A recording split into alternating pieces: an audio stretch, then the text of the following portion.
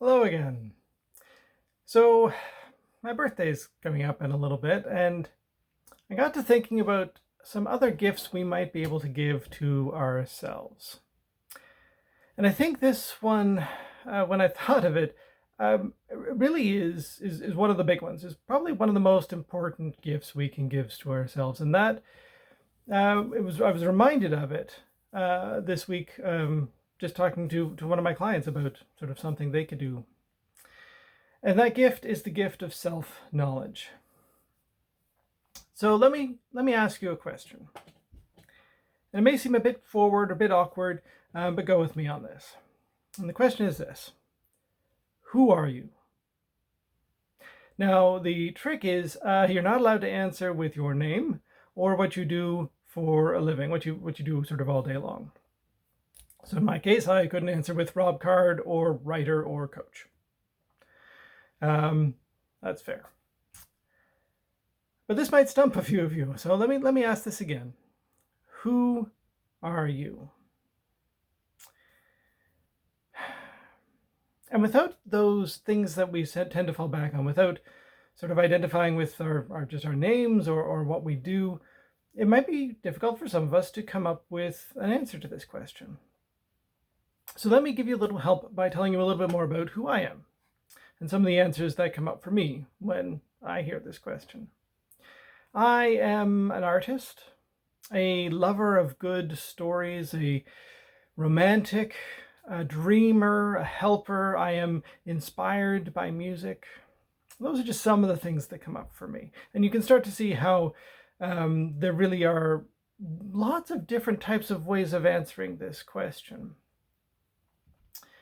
And maybe that list would help you, find a little bit more about yourself. Maybe it would help you come up with an answer to that question, and maybe not. Because interestingly, that list I just gave, none of those things are my true self, who I really am. They're all elements of it, but there's a single sort of name of what I call my true self. And that, well, yeah, I am a fool. And that might seem a bit odd to some of you. It might sound a bit odd, but for various reasons, that is exactly who I am. If you're somebody who looks into the tarot deck at all, I don't really follow that. But when I learned about the Fool card, that really spoke to me. It represents beginnings and originalities and spontaneity and leaps of faith. And those are all things that spoke to me. And even before I knew about that, I learned about this concept of the fool, the wise fool in literature, which is a trope used to show someone who may not be sort of learned or book smart, but who puts a mirror up to society and shows them how silly they're being by being silly himself. He's a little different. He's charmed and innocent of heart and merry, but speaks the truth plainly. And all of that really spoke to me. It really, as a coach, as a writer, as sort of all of the elements of who I am, that sort of summed everything up. And I've recently adjusted it because I have always been involved in the arts in some way, shape, or form. So I am now sort of the new name that I have for myself is an artistic fool. So there you have it. That's who I am. That's my sort of true self, beyond my name or what I do.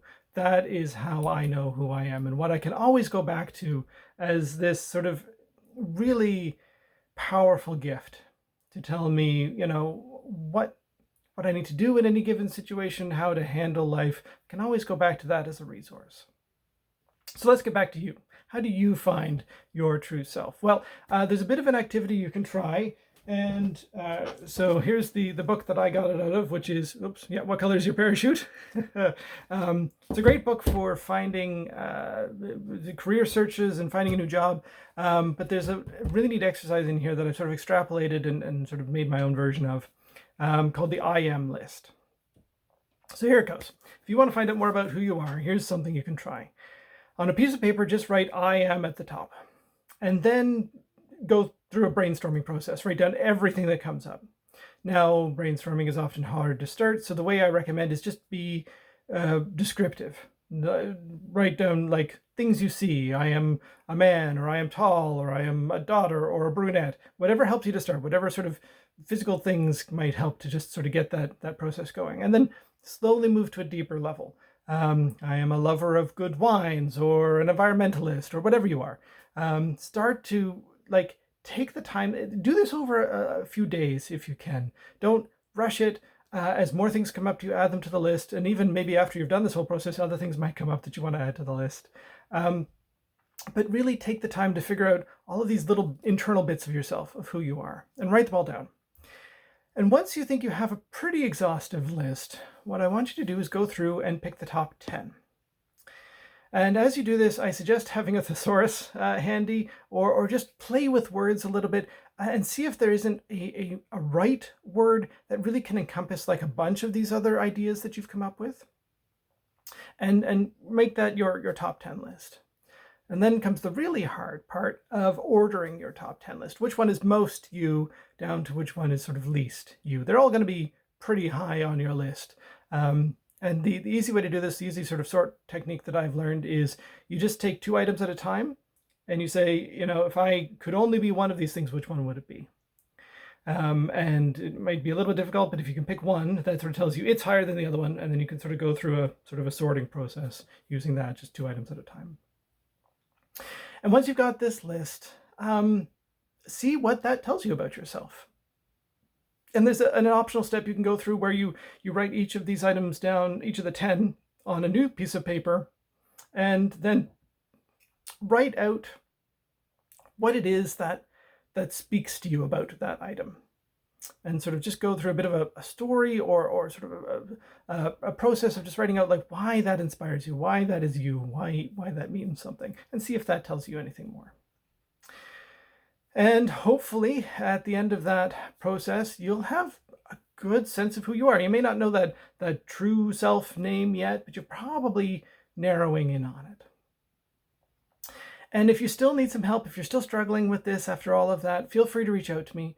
I absolutely love helping people with these sorts of exercises, with this sort of work, because I think it's fundamentally important that people should know who they are.